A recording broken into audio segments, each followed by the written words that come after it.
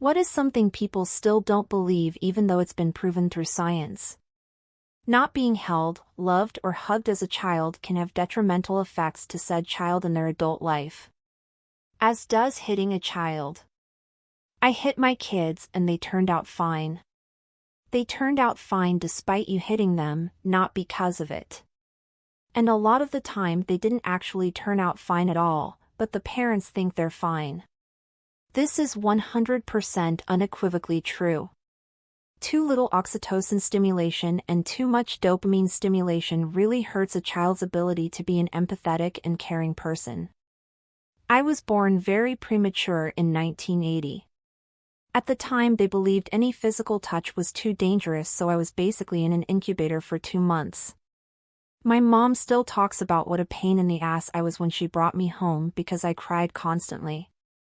I grew up thinking I was a huge burden on her and everyone else. Still unpacking and dealing with the consequences 40+ years later. I swear every other sentence out of my mouth is "I'm sorry." Oh, I'm the evidence. Thanks for the stab to me, heart and soul. You're correct. I just forgot for a moment. If you're a counselor/therapist, good on you to state. If you're speaking from personal experience, you are not alone. If you don't need either of above validated, you are still spot on and help others by stating such.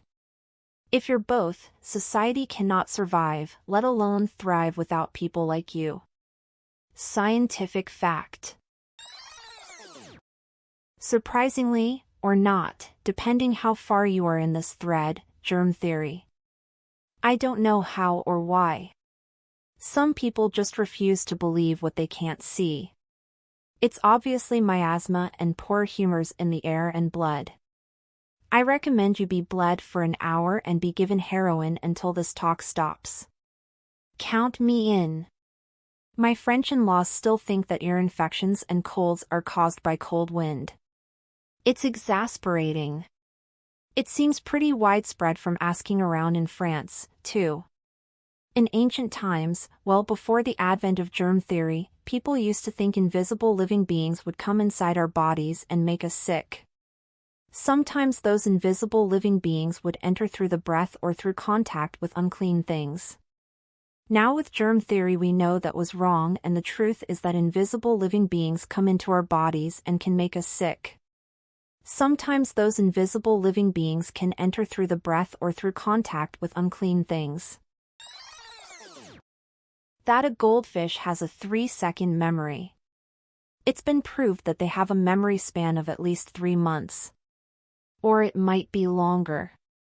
I always forget. I could be totally wrong, but I always heard they had a 3-second attention span. So maybe that is true and got mixed in with memory somehow. They can remember things but just can't focus for long. I always forget. Kinda like the goldfish? Or not? Forget what?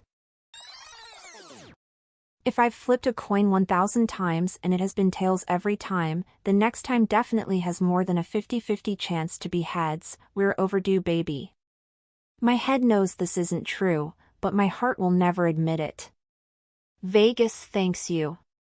If I flip a coin 1,000 times and it's tails every time, my intuition says the next flip will also be tails because the coin is bad, lol. If you've flipped a coin 1,000 times and it was tails every time, it's a fixed coin and the chance of heads on the next flip is 0. The inverse of this probability is more than 200 orders of magnitude large than the number of protons in the universe. The efficacy of vaccines. Also, the whole autism thing. Ahem. Actually, it's not proven that vaccines don't cause autism.